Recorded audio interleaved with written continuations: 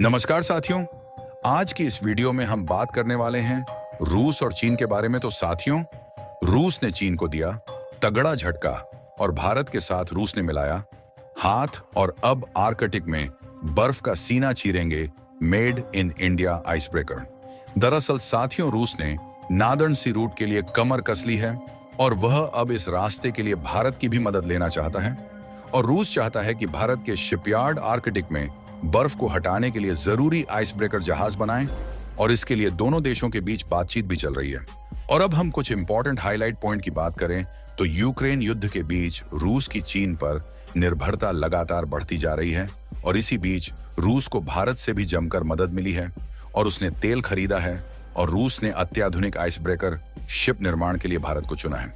भारत ने रूस से बहुत बड़े पैमाने पर तेल खरीदा है और वह भी तब जब रूस पर पश्चिमी देशों ने कई तरह के प्रतिबंध लगाए थे। और इसी बीच रूस ने भारत को बड़ी खुशखबरी दी है और रूस ने अत्याधुनिक गैर परमाणु आइस ब्रेकर शिप के निर्माण के लिए भारत को चुना है। और रूस ने यह फैसला ऐसे समय पर लिया है जब राष्ट्रपति व्लादिमीर पुतिन चाहते हैं कि आर्कटिक क्षेत्र में नादर्न सी रूट का विकास किया जाए और पश्चिमी देशों के लगाए हुए प्रतिबंधों को मात दी जा सके।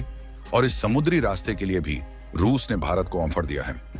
और रूस के इस ऑफर से न केवल दोनों देशों के बीच रिश्तों में मजबूती आएगी, बल्कि इससे भारत आर्कटिक क्षेत्र में बड़ी ताकत बनकर उभरेगा।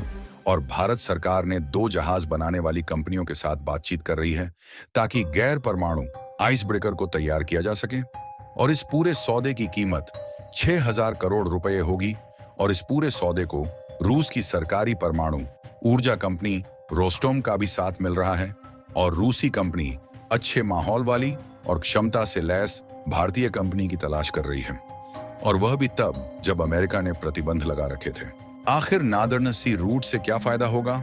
और मिस्टीरियस न्यूज अपडेट की रिपोर्ट के मुताबिक नवंबर 2023 में रूस ने खुलासा किया था कि उसने भारत को गैर परमाणु आइस ब्रेकर बनाने का प्रस्ताव दिया है और इनका संयुक्त उत्पादन किया जाना है। दरअसल रूस चाहता है कि जहाजों के जरिए होने वाले वैश्विक व्यापार के लिए नादर्न सी रूट का विकसित किया जाए, और जो एक वैकल्पिक रास्ता होगा।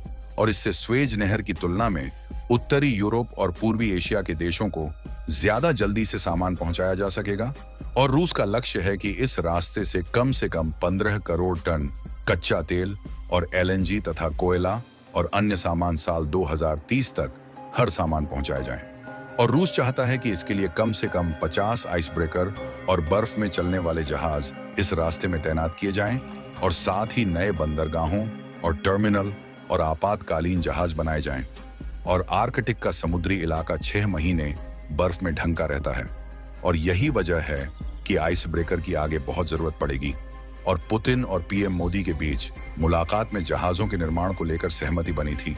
और असल में अमेरिकी प्रतिबंधों की वजह से यूरोपीय शिपयार्ड रूस के लिए जहाज नहीं बना पा रहे हैं, और वहीं चीन और दक्षिण कोरिया और जापान के शिपयार्ड कम से कम साल 2028 तक के लिए बुक हैं।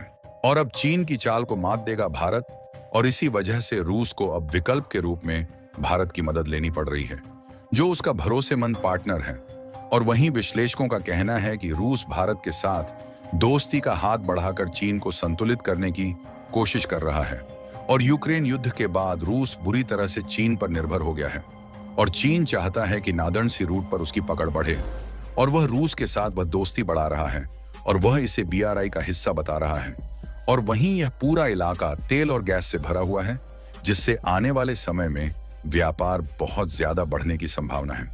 तो साथियों, अगर आपको हमारी यह वीडियो पसंद आई है तो आप हमारी इस वीडियो को लाइक करें, शेयर करें, और ऐसे ही देश विदेश से जुड़ी और भी जानकारियों के लिए आप हमारे चैनल को सब्सक्राइब करके बेल आइकन को प्रेस करना बिल्कुल भी ना भूलें, ताकि हमारी वीडियो का नोटिफिकेशन सबसे पहले आप तक पहुंचे।